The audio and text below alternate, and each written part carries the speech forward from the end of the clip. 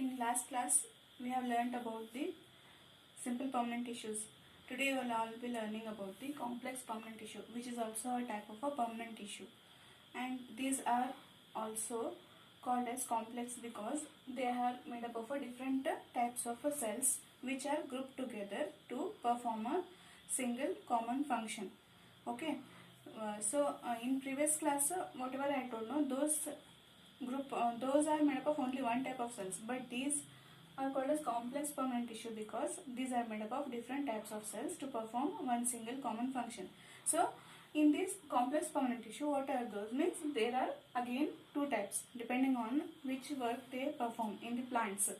And for example, xylem, it is also called as water conducting tissue because this is mainly involved in the transportation of water and mineral nutrients from the soil to all parts of the plant.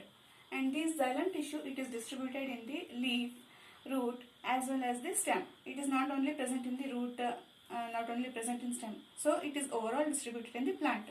And its function is to absorb water and nutrients from the soil and transport throughout the plant body, because water and nutrients are essential for plants to grow healthy, and it is mainly involved in that function. And what is this xylem tissue made up of? Xylem is made up of again four types of cells. So what are those? Those are tracheids, vessels, xylem parenchyma and xylem fibers. Okay, these four types of cells, they will form one single group. Okay, and from that group only they will absorb water and nutrients from the soil, and these will transport throughout the plant body to the stem, branches, leaves, etc. Okay, what is the function of these tracheids? These are the long tube-like structures which are having a tapering ends, and these have a chemical deposition, and these have a pits in between them. From these pits only they will transport the nutrients throughout the plant. Okay, and next, xylem vessels. These are also called as trachea. And what are these made up of? These are pipe-like structures, and they will having a cell wall with only at the side portion. They do not have cell wall at the upper and the lower portion. Okay, and these are having a pits in between them. These pits will help in absorption of water and nutrients and transport that water and nutrients to the other parts of the plant. Next is xylem parenchyma. It is one of the living part of the xylem tissue because this parenchyma tissue is mainly involved in the storage of excess of nutrients as well as food materials within the xylem tissue, and it is mainly containing nucleus, cytoplasm, and it is one of the living cell present in this xylem tissue. Okay, xylem fibers.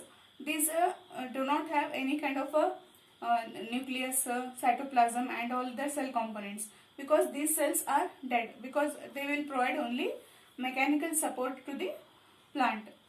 And all these cells, they group together and they are distributed in the roots, stem, leaves, branches, and whatever the xylem tissue is present in the root, that will help in absorption of water and nutrients, and it will transport to the xylem tissue present in the stem, and from that xylem tissue which is present in the leaf and other plant parts, it will get transported water and nutrients, and like this how water is transported from the roots to the all parts of the plant.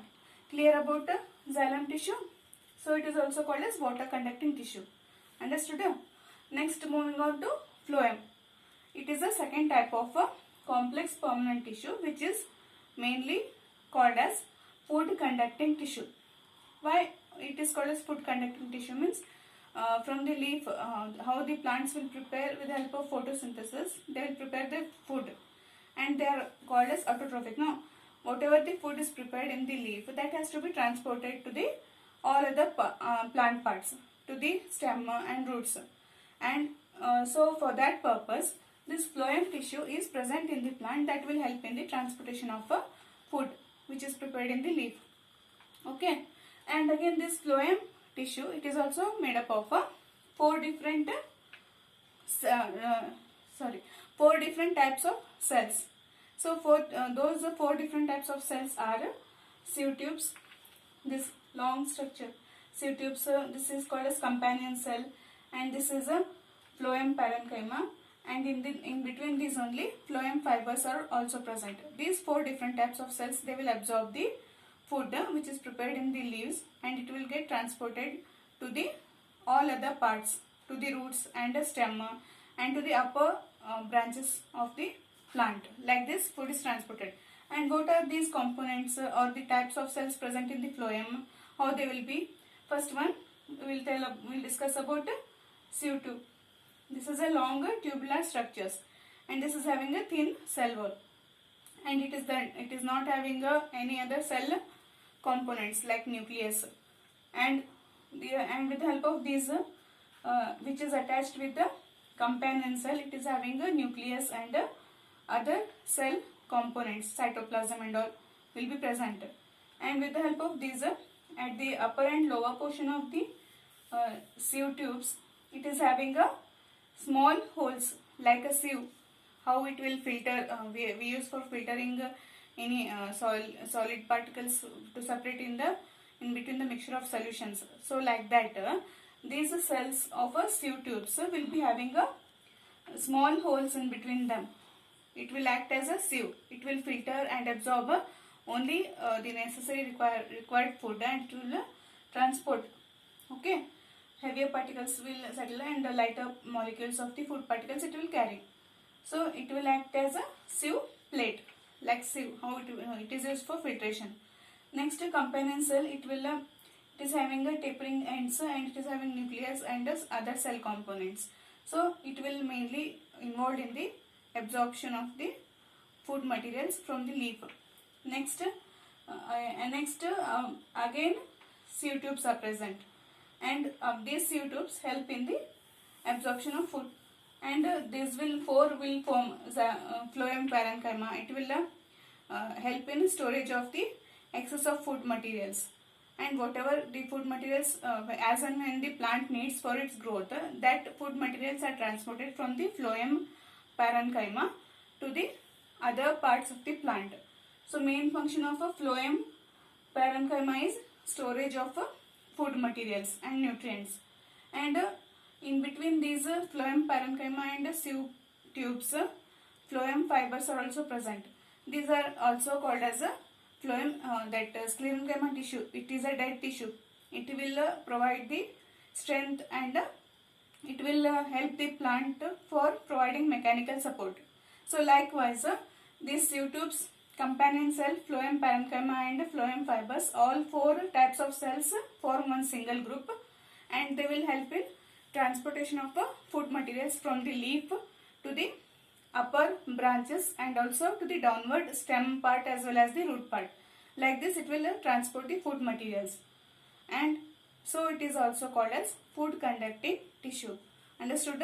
So these two are called as complex permanent tissue because these are made up of different types of cells which are helpful in performing one single common function. One is involved in transportation of water and mineral nutrients from the soil, and another one is involved in the transportation of food materials which is prepared in the plant, in the leaf. This is about the plant tissue, permanent tissue, in that complex permanent tissue, in that xylem and phloem. Understood? These are about the types of plant tissues. In the next class you will be learning about the animal tissues. Understood? Okay.